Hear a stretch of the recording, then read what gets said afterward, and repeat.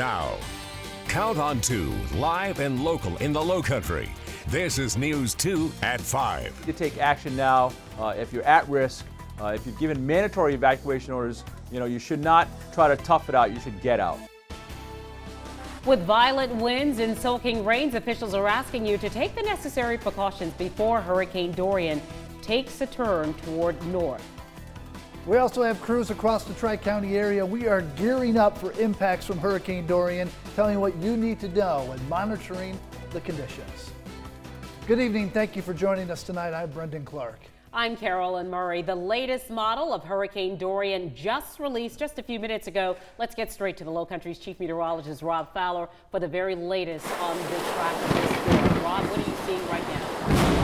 Well, we have new information coming in, and we'll get the information, but we believe tropical storm and hurricane watches are now up for our parts of our coast, and that just came down where David Dixon's working on the specific counties, but chances are the coastal counties will be under a hurricane watch, and then inland a tropical storm watch. Max winds now down to 145 miles per hour. It is still a Category 4, no turn yet. If anything, the problem is it is stationary, but that in a sense may weaken the storm as it's just kind of a little more ragged here at this hour, but eventually will pick up more of a west-northwest movement over time. And our track confidence is increasing as the models are really in agreement to keep the center, the core, off of the east coast of the United States, including South Carolina, but still impacts will be felt. So what should you be doing tonight? Complete your preparations as you plan to evacuate tonight through Tuesday. Also monitor the forecast right here. We're online as well as right here on News 2. We've got you covered. And Wednesday through Thursday, we're looking at rain, wind, surge possible, especially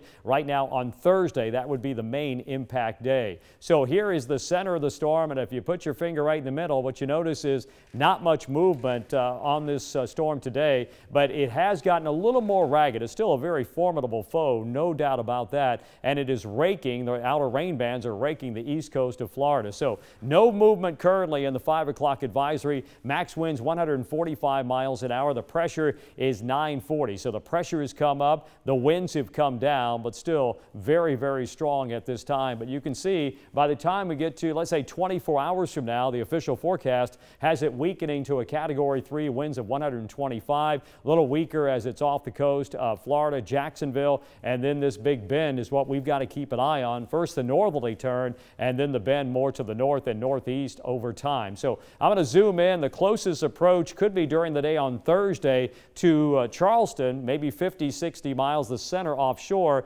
and the hurricane force winds about 40 miles out from the center. Tropical storm force winds are going to be out about 140, maybe a little higher than that and farther than that. So that's why we'll probably have tropical storm force winds well inland, and on the coast even the potential for hurricane force wind gust right now based on the current track. So here is that radar perspective. You can see the outer rain bands, very typical, raking, and with these bands coming really strong winds, gusty winds, in addition to torrential rains for a period of time. But the actual center isn't moving, so that's great news for Florida. There has been a wobble or two, but when you look at the center of the eye is about 100 miles east of West Palm Beach. So the models, we talked about the agreement and why our track forecast is increasing in terms of our confidence level, is most of them, if not all of them, are clustered together early in the period. We have one model right here. That's what we call the WRF model. That's a hurricane model. That one is a little farther west, but I can tell you what, it has been a lot farther west, so it is adjusting closer to the main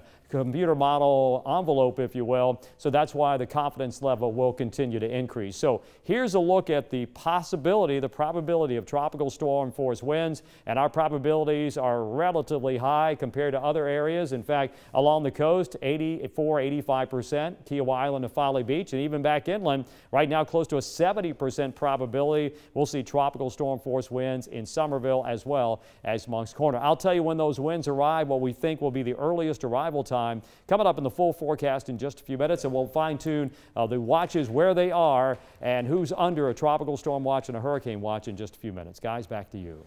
All right, Rob, a lot of good information there. And for everything you need to know before the storm, download the free Storm Team 2 Hurricane Guide. It has evacuation routes, what you should pack in your emergency kit.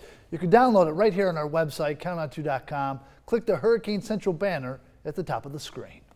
Officials in Charleston County continuing preparations as Hurricane Dorian inches closer to the East Coast. They held a press conference just under an hour ago, and News 2's Taylor Murray was there. She explains how officials are preparing.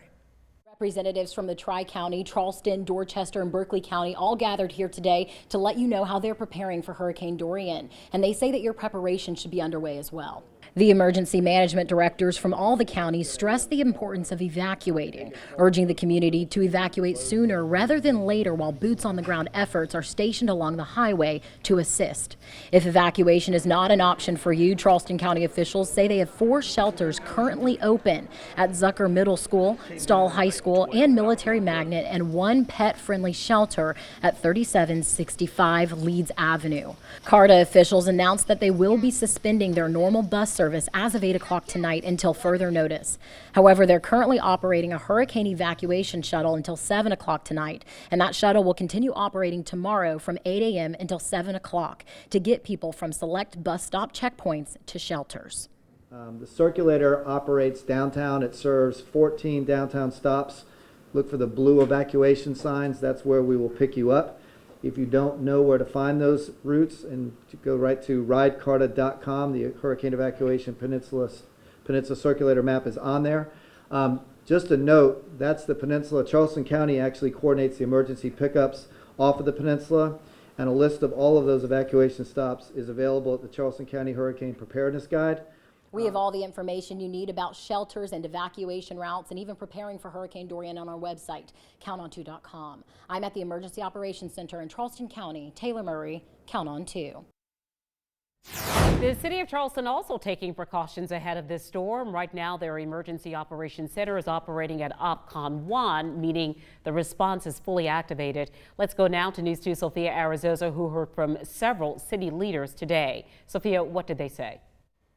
Carolyn, as you can imagine, it is all hands on deck in the city of Charleston. Every municipality, of course, taking steps to prepare. But we know from experience the city of Charleston sees some of the worst flooding in the Lowcountry, particularly downtown. Because of that, Mayor John Tecklenburg says their stormwater management crews are performing pre-storm maintenance on storm drains as well as ditches. The Parks Department is lowering water levels at Colonial Lake yet again today, and they're also removing loose items like garbage can lids at parks. The city is offering sandbags, and in just 4 hours today, they passed out 26,000 sandbags.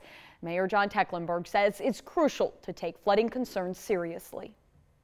If it comes at a high tide with a storm surge, we're going to have water, everybody, and that's why we have the order to evacuate. If you live in a place that has flooded before, I highly, highly recommend you evacuate and be out of harm's way. We have all the sandbag distribution sites on our website, of course, that is counton2.com, along with a fairly lengthy list of parking garages that are open to residents for free parking in the city. If you have any questions, feel free to ask us on social media. Reporting in studio, Sophia Arzosa, Count on 2. Sophia, thank you. All lanes on I-26 between Charleston and Columbia are now heading toward Columbia. News 2's Berkeley County reporter Raymond Owens is live on I-26 right now with a look at what you need to know. Raymond, give us an idea of what you're seeing on area roads and highways. Well, you can see right behind me here, it is very, very smooth. Traffic's moving well in both sides of the road. It is a lot less traffic we're seeing right here than we've seen over the last hour or so. But both lanes seem to be doing a very good job of heading straight to Columbia. As you can see, not much in the way of traffic to worry about. Now, I'm right here between Ladson and Somerville, but even looking at the map all the way up to Columbia, it looks like things are pretty smooth right now. Now, if you are in that reversed lane, the left side, if you're in that left reverse lane, you will not be able to get off of the interstate until you get to exit 187. You need to know that. That's the Ridgeville exit. So if you're just heading up to Somerville, then you'll need to get off and stay on the far right lane, the normal lane that you would be on if you want to just stay in this area, but you're taking I-26. Now, one thing you can do also, the SCDOT has a lot of great information at their website. You can see they have a special site here, 511sc.org, and it actually shows you can see where the traffic is, where any kind of busy section is. You can click on different cameras and see what it looks like at different locations throughout the area. As you can see, only this little section right here, that red section right as you're getting into Columbia, is the only thing right now that seems like there's any major traffic issues with regard to this the reverse lanes here on I-26. Once again, that's 511sc.org. Should give you lots of great information right there. Live on I-26, I'm Raymond Owens. Count on 2. Raymond, thank you. As you brace for possible storm impacts in Berkeley County, there are closings and openings that we want you to know about today. Berkeley County leaders announced county offices will be closed Tuesday through Thursday. The landfill will be open until 4:30 Tuesday, and convenience centers will be open until noon. Sandbags are available at several locations, including some in Goose Creek, as well as at the Moncks Corner area fire departments. If you are heading out of town, the sheriff has this message for you. We will have additional deputies patrolling the neighborhoods and business districts in the county. We will also be assisting the municipalities with any incidents that occur within their jurisdictions as well. If you need help with anything hurricane related and you're in Berkeley County, you can call that hotline that's been set up for you. That hotline number is 843-719-4800. A state of emergency also declared in Dorchester County. The Citizens Call Center is open, though, if you need anything during this emergency. Now, we do have numbers that you can call. One is 843-832-0393, or you can call 843-563-0393. Dorchester County residents can receive sandbags and sand beginning at 10 a.m. tomorrow morning. Bags will be available at several different locations, including Gahagan Park in Somerville, also DuBose and Oak Brook Middle Schools. There you can get sand and sandbags. The County Courthouse in St. George is another location, as well as the Ridgeville Town Hall. Next on News 2. We are under a mandatory evacuation, but for people who are deciding to perhaps spend a day at the beach before the storm heads this way, we have beach conditions that you need to know about. Stick around for that.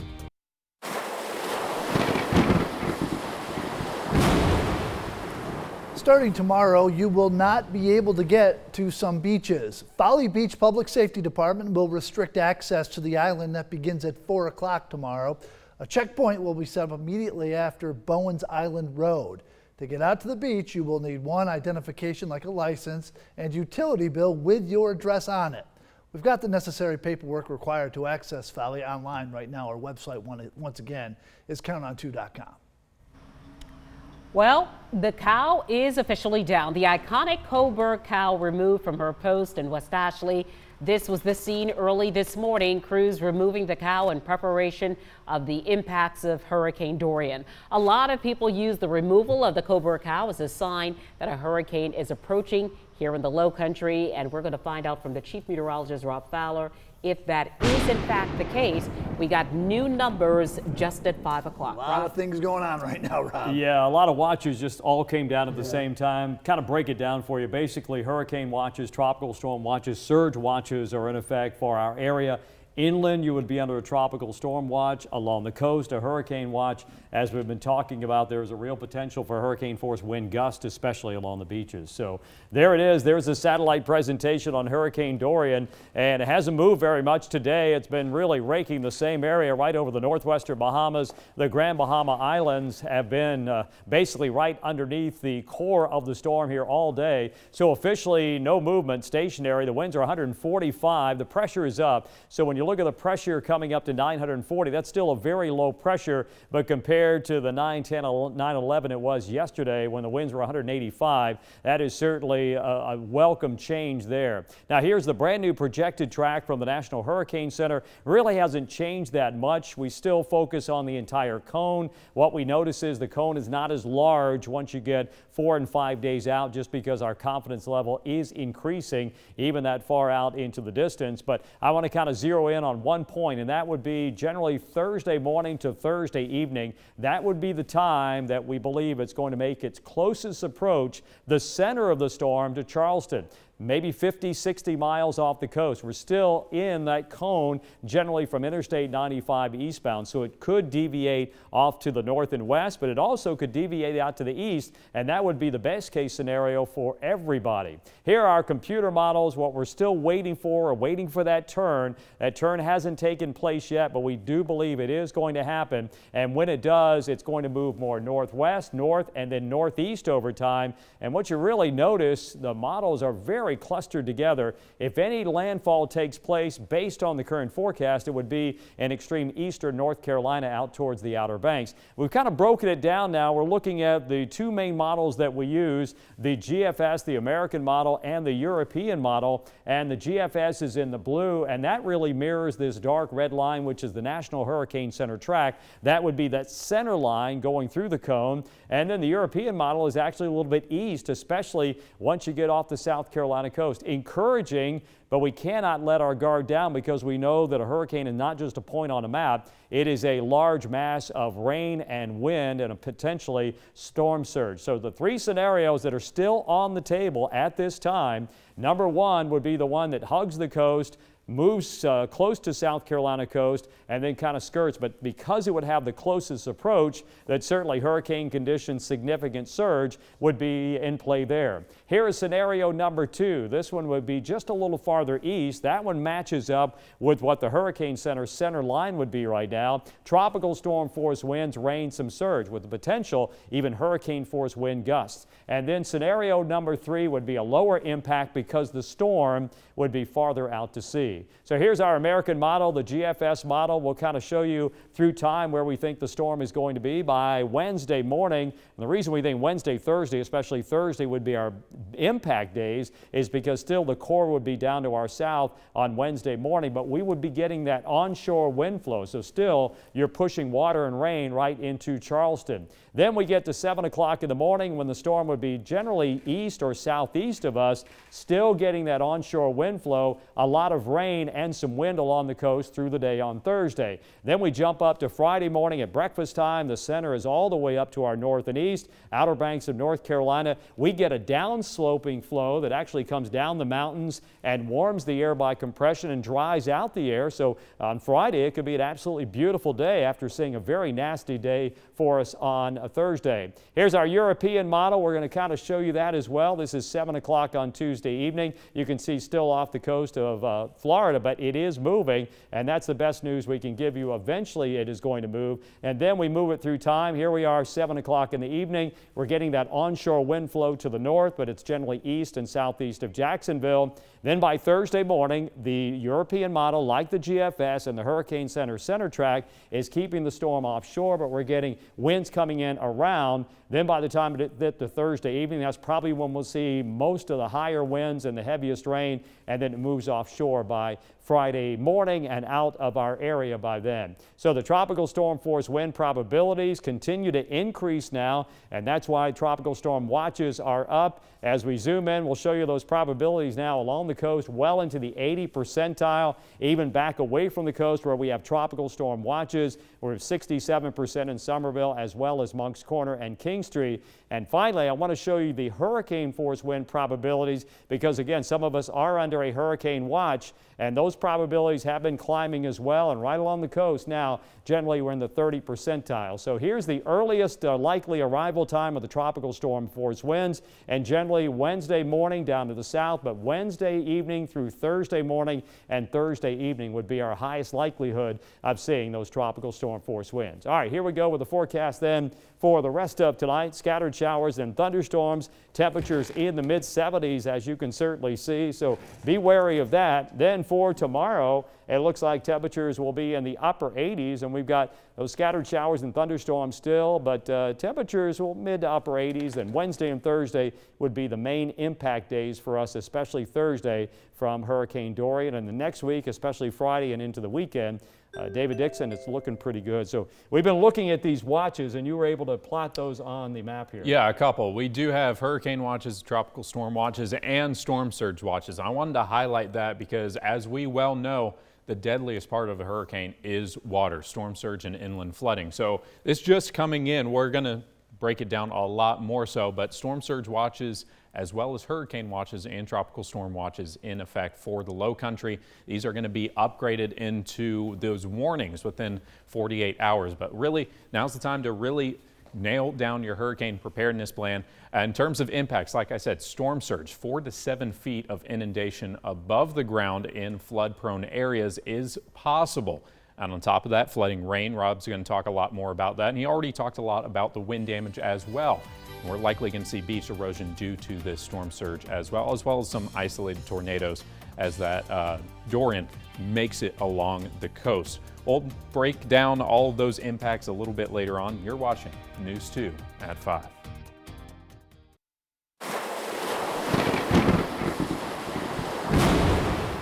With Hurricane Dorian just days away, people are enjoying the last of what they can at the Isle of Palms. News 2's Olivia Parsons tells us surfers are taking advantage of the storm surge before they evacuate. Sullivan's Island issued a warning this week about dangerous ocean conditions. Northeast winds are creating strong rip currents that are running parallel to our beaches all the way from Sullivan's Island to right here at the Isle of Palms. Despite warnings to stay out of the water, the Waldrons ventured to the Isle of Palms Monday. That's the thing about hurricanes that I do look forward to is my husband's super psyched because he can surf, and the surf is usually really good around hurricanes. Jen says she can already see the difference in the waves. The fact that the water's moving to the side current's pretty strong. SurferToday.com says high wind speeds associated with hurricanes produce extreme waves, otherwise known as a storm surge. It's just when you got a hurricane out there, especially like Dorian, I mean, it's throwing in big swells. And Ryan Balderson says today's waves are no joke. The town of Sullivan's Island issued a press release yesterday saying ocean conditions are extremely dangerous, urging beachgoers not to go in the water. Just watch for rip currents, you know. I wouldn't swim.